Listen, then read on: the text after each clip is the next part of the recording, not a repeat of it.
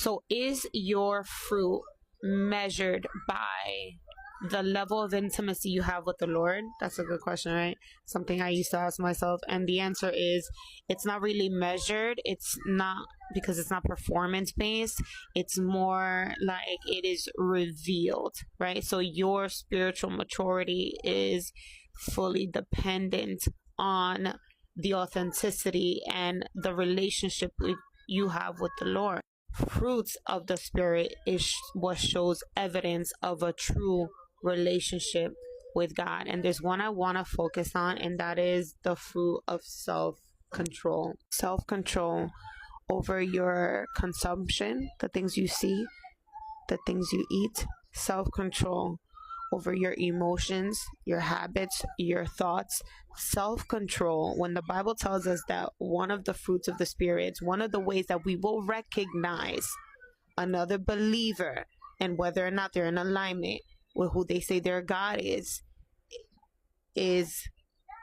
by their fruit. Fruit over time is something that should be getting developed in the life of a believer, and you will know them by their fruit. You will recognize them by their fruit. No matter how much you try to be perfect and put on a performance and look the part, your fruit is what's going to expose your walk. So if you're not spending time in prayer, if you're indulging in sin, if you're indulging in all the desires of your flesh, that is what's going to expose you. Again, this is not something that gets developed overnight.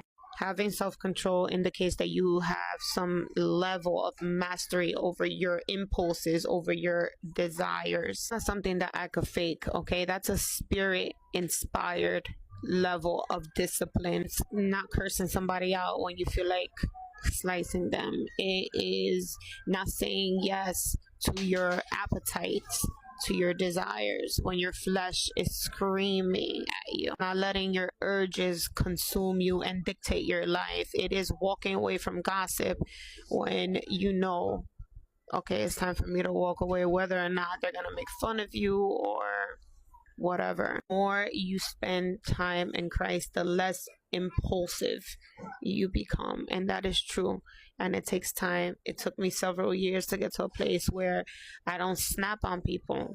Sometimes I snap on my kids, but that's a different topic. Something that easily gets me there. I have to be tried and tried and tried and tried. But that's improvement. So as long as you are showcasing improvement, you know that you're on a good track. Anyways, that will be all.